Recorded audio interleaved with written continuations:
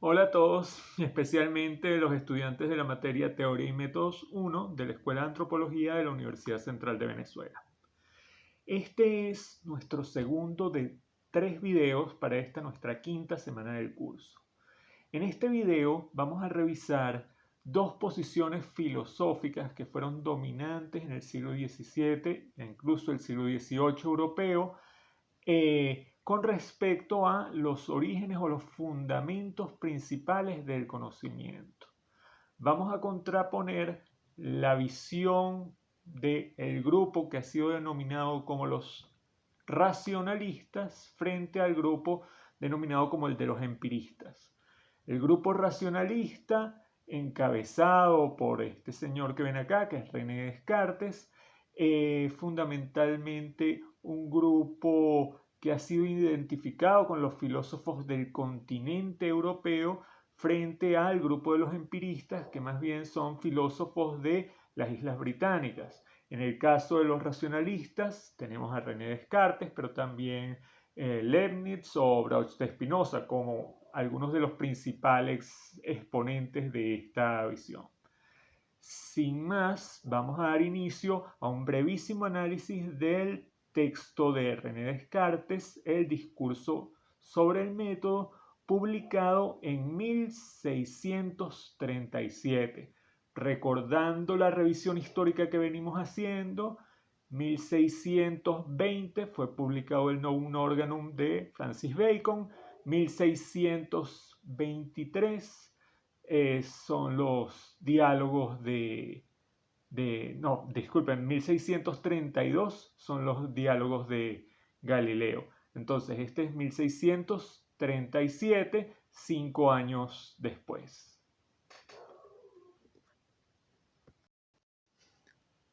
El discurso del método, como ya dijimos, publicado en 1637 por primera vez, está dividido en 6 partes. La primera parte es una reflexión crítica donde Descartes plantea la necesidad de un método o el desarrollo de un método que permita desarrollar una facultad para juzgar bien y distinguir lo verdadero de lo falso.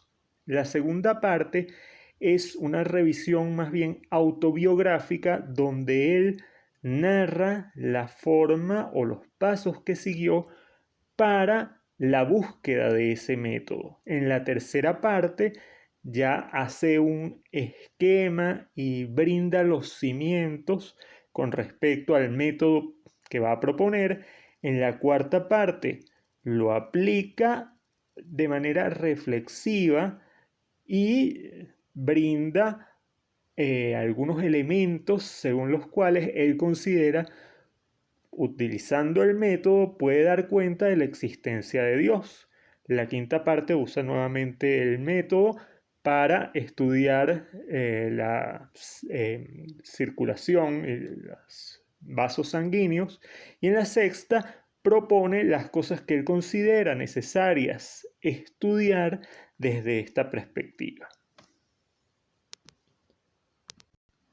Como comentaba, hay una primera parte que es en cierto sentido autobiográfica y en ella Descartes nos deja ver cómo seguía fundamentalmente por la experiencia más que por los textos y los conocimientos que podía encontrar en bibliotecas o algunas publicaciones. Entonces, les leo un par de secciones al final de la primera parte. Así pues, tan pronto como estuve en edad de salir de la sujeción en que me tenían mis preceptores, abandoné del todo el estudio de las letras y resuelto a no buscar otra ciencia que la que pudiera hallar en mí mismo o en el gran libro del mundo, empleé el resto de mi juventud en viajar, en ver cortes y ejércitos, en cultivar la sociedad de gentes, de conocimientos y humores diversos, en recoger varias experiencias, en ponerme a mí mismo a prueba en los casos en que la fortuna me deparara, y en hacer siempre tales reflexiones sobre las cosas que se me presentaban y que pudiera sacar algún provecho de ellas. más adelante nos dice: de suerte que el mayor provecho que obtenía era que viendo varias cosas que, a pesar de parecernos muy extravagantes o ridículas, no dejan de ser admitidas comúnmente y aprobadas por otros grandes pueblos, aprendía a no creer con demasiada firmeza aquello de lo que solo el ejemplo y la costumbre me habían persuadido, y así me libraba poco a poco de muchos errores que pueden ofuscar nuestra luz natural y tomamos menos aptos para escuchar la voz de la razón. Mas cuanto hube pasado varios años estudiando el libro del mundo y tratando de adquirir alguna experiencia, me resolví un día estudiar también en mí mismo y emplear todas las fuerzas de mi ingenio en la elección de la senda que debía seguir, lo cual me salió mucho mejor, según creo, que si no me hubiese nunca alejado de mi tierra y de mis libros. Como pueden ver, buena parte de esta reflexión nos lleva o nos llama a aquellos ídolos que suponía o sugería Francis Bacon debían o podían limitar nuestra capacidad de conocer. Descartes de alguna manera está dando respuesta a aquella inquietud que planteaba Bacon en el Novum Organum.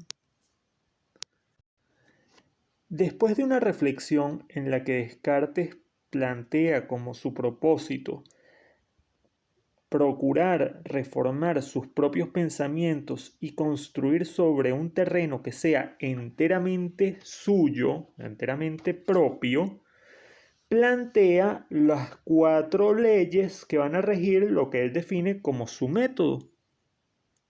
Estas 4 leyes o 4 preceptos se indican en la segunda parte del discurso.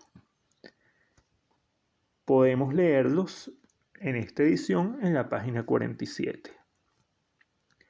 Fue el primero de estos preceptos, no admitir como verdadera cosa alguna, como no supiese con evidencia que lo es. Es decir, evitar cuidadosamente la precipitación y la prevención y no comprender en mis juicios nada más que lo que se presentase tan clara y distintivamente a mi espíritu que no hubiese ninguna ocasión de ponerlo en duda. El segundo, dividir cada una de las dificultades que examinare en cuantas partes fuere posible y en cuantas requiriese su mejor solución. Va a plantear de esta manera un método analítico donde descompone los problemas o los elementos que esté investigando en partes. El tercero, conducir ordenadamente mis pensamientos, empezando por los objetos más simples y más fáciles de conocer, para ir ascendiendo poco a poco, gradualmente, hasta el conocimiento de los más compuestos, e incluso suponiendo un orden entre los que no se preceden naturalmente. Y el último, hacer en todos unos recuentos tan integrales y unas revisiones tan generales que llegase a estar seguro de no omitir nada. En la tercera parte del discurso, Descartes hace un paso atrás o un paso a un lado, planteando o evidenciando el problema que se le planteaba al pretender generar un nuevo método para conocer, ya que, como él lo dice, utilizando una analogía interesante, para empezar a reconstruir el alojamiento donde uno habita, es decir, para reconstruir su conocimiento, no basta haberlo derribado y haber hecho acopio de materiales y de arquitectos, o de haberse ejercitado uno mismo en la arquitectura y haber trazado además cuidadosamente el diseño del nuevo edificio, sino que también hay que proveerse de alguna otra habitación en donde pasar cómodamente el tiempo que dure el trabajo. De esta manera, Descartes va a plantear, bueno, es necesario seguir tres o cuatro preceptos o leyes que me guíen que lo guíen a él en este proceso de construir su nuevo método de conocimiento. Estas leyes, la primera, según él, consistía en obedecer las leyes y costumbres de su país. La segunda consistía en ser lo más firme y lo más decidido que pudiera en sus acciones. La tercera consistía en intentar siempre vencerse a sí mismo antes que a la fortuna y en cambiar sus deseos antes que el orden del mundo. Finalmente, Descartes nos indica, habiéndome pues afirmado en estas máximas, las tres que hemos mencionado, las cuales puse aparte juntamente con las verdades de la fe, que siempre han sido las primeras en mi creencia, pensé que de todas mis otras opiniones podría libremente empezar a deshacerme. Esto es sumamente interesante, ya que nos da cuenta de que a pesar de plantear un nuevo método de conocimiento, Descartes no plantea una posición anticlerical, antirreligiosa, sino que entiende que las verdades de la fe debe preservarlas y están aparte. Descartes nos lleva entonces a la cuarta parte del discurso, cuyos primeros dos párrafos son los más importantes a los fines de nuestros intereses para la materia. Vale la pena leerlos textualmente. No sé si debo hablaros de las primeras medicaciones que hice allí, pues son tan metafísicas y tan fuera de lo común que quizás no gusten a todo el mundo. Sin embargo, para que se pueda apreciar si los fundamentos que he tomado son bastante firmes, me veo en cierta manera obligado a decir algo de estas reflexiones. Tiempo ha que había advertido que en lo tocante a las costumbres es a veces necesario seguir opiniones que sabemos muy inciertas, como si fueran indudables. Y esto se ha dicho ya en la parte anterior, pero deseando yo en esta ocasión ocuparme tan solo de indagar la verdad, pensé que debía hacer lo contrario y rechazar como absolutamente falso todo aquello que no pudiera imaginar la menor duda, con el fin de que ver si, después de hecho esto, no quedaría en mi creencia algo que fuera enteramente indudable. Así, puesto que los sentidos nos engañan, a las veces quise suponer que no hay cosa alguna que sea tal, y como ellos nos la presentan en la imaginación, y puesto que hay hombres que yerran al razonar, aún acerca de los más simples asuntos de geometría, y cometen palagorismos, juzgué que yo estaba tan expuesto al error como otro cualquiera, y rechacé como falsas todas las razones que anteriormente había tenido como demostrativas. Y, en fin, considerando que todos los pensamientos que nos vienen estando despiertos pueden también ocurrírsenos durante el sueño, sin que ninguno entonces sea verdadero, resolví fingir que todas las cosas que hasta entonces habían entrado en mi espíritu no eran más verdaderas que las ilusiones de mis sueños. Pero advertí luego que, queriendo yo pensar de esta suerte, que tal era falso, era necesario que yo lo que pensara fuera alguna cosa, y observando esta verdad, yo pienso, luego soy, era tan firme y segura que las más extravagantes suposiciones de los escépticos no son capaces de conmoverla. Juzgué que podía recibirla sin escrúpulos como el primer principio de la filosofía que andaba buscando.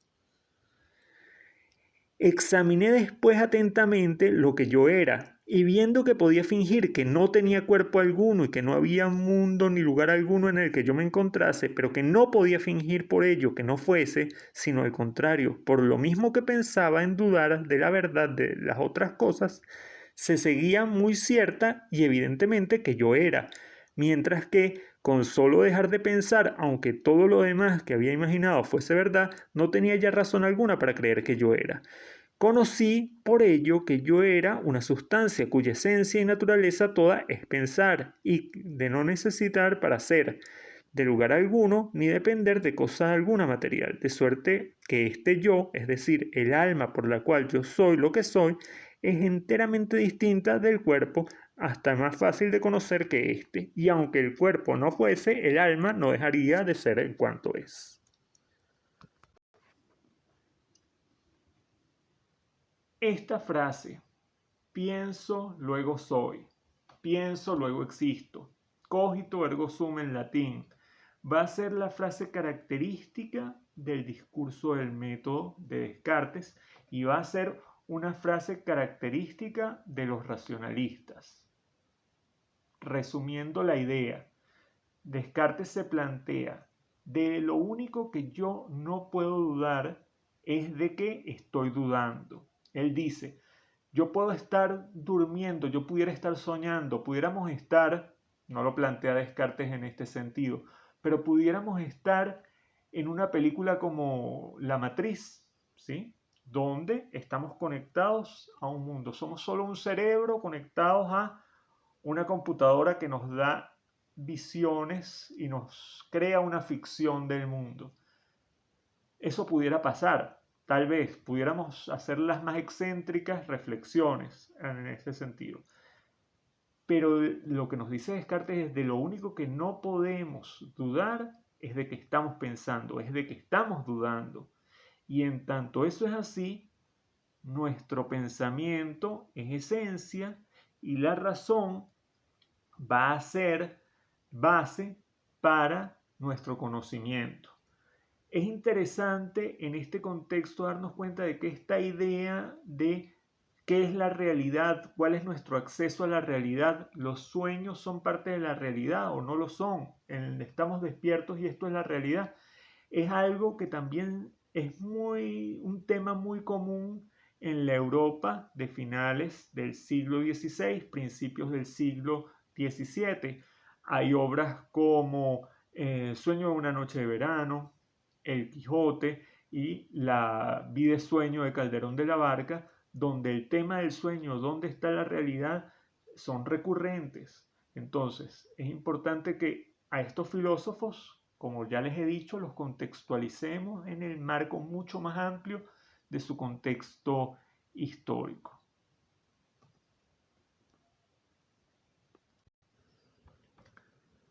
Frente a la posición de Descartes, vamos a revisar a partir de la obra de John Locke, Ensayo sobre el entendimiento humano, la postura de los filósofos para aquella época, pero de una escuela filosófica insular, caracterizada por filósofos de Inglaterra y Escocia e Irlanda, entre ellos John Locke, Berkeley, Hume, quienes, a diferencia de la visión racionalista, van a plantear que no, el conocimiento tiene sus bases en la experiencia y van a hacer una contrapropuesta.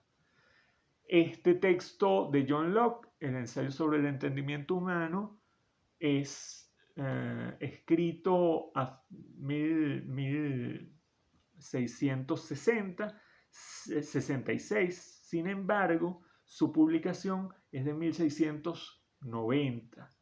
Entonces, hay una contemporaneidad relativa con el discurso del método de Descartes, pero sí es en el contexto temporal de esa discusión entre filósofos continentales y filósofos insulares, filósofos más bien de la tradición francesa, holandesa, alemana, filósofos de Inglaterra, Escocia e Irlanda.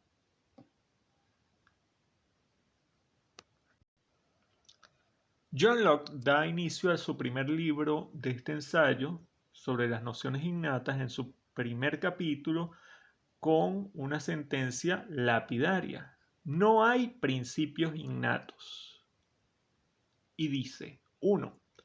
La forma en que nosotros adquirimos cualquier conocimiento es suficiente para probar que éste no es innato.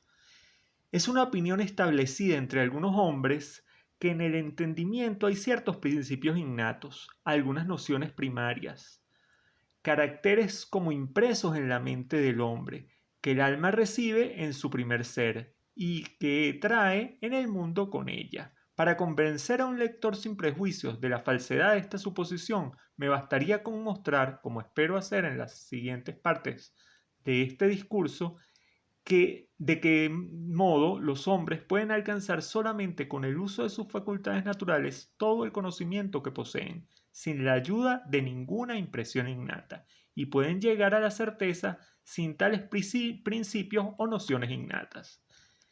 Esta frase se opone directamente a lo que estaba planteando Descartes, ya que Descartes, al suponer en su planteamiento, yo de lo único que no puedo dudar es de la duda, posteriormente argumenta que en tanto somos seres imperfectos porque dudamos, pero tenemos ideas como la de la perfección sin conocerla, sin tener experiencia de la perfección.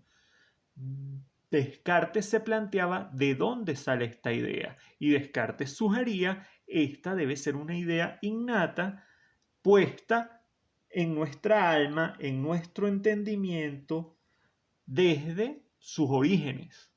Dice también Descartes, esta idea solo pudo haber sido puesta por Dios, que es el único ser perfecto. Bajo estos argumentos, Descartes supone hay una serie de ideas innatas, y a esto es a lo que se opone directamente John Locke, planteando su inexistencia.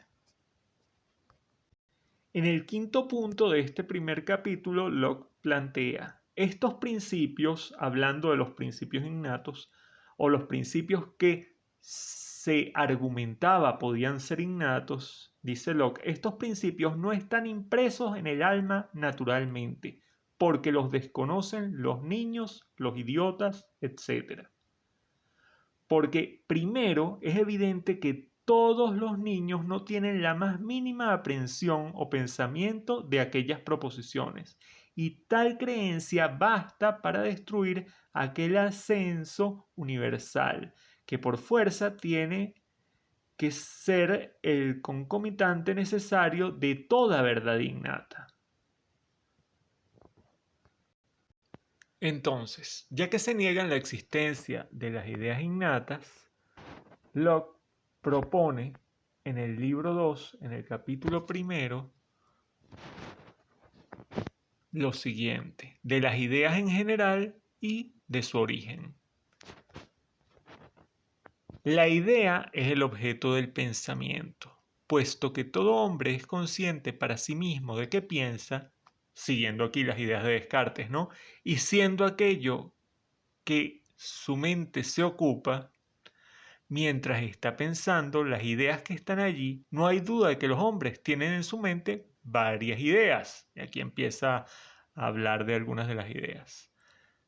Seguidamente dice, todas las ideas vienen de la sensación o de la reflexión. Supongamos entonces que la mente sea, como se dice, un papel en blanco.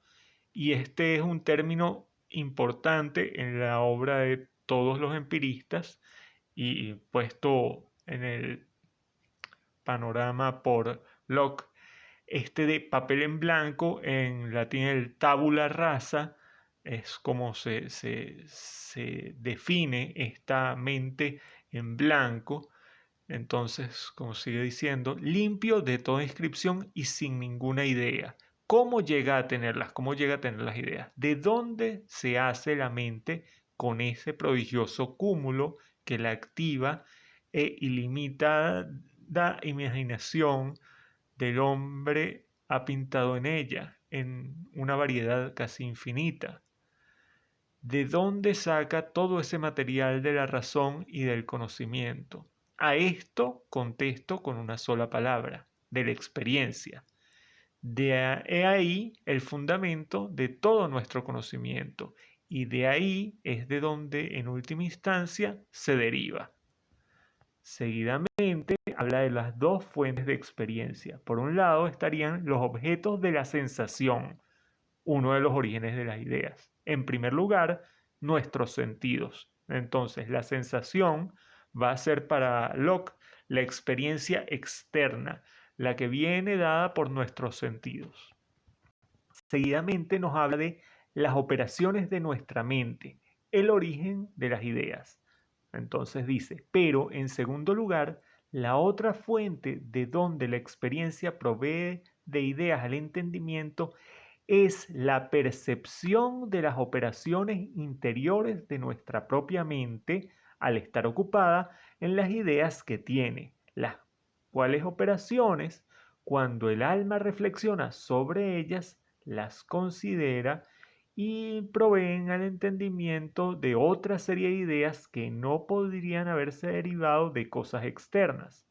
Tales son las ideas de percepción, de pensar, de dudar, de creer, de razonar, etcétera, etcétera, etcétera. Entonces, es importante estas dos fuentes que sugiere Locke como fuentes de experiencia para nuestras ideas.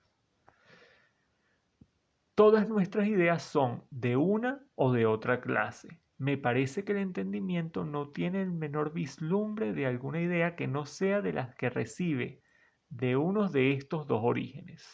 Los objetos externos proveen a la mente de ideas de cualidades sensibles, que son todas estas diferentes percepciones que producen en nosotros. Y la mente provee al entendimiento con ideas de sus propias operaciones.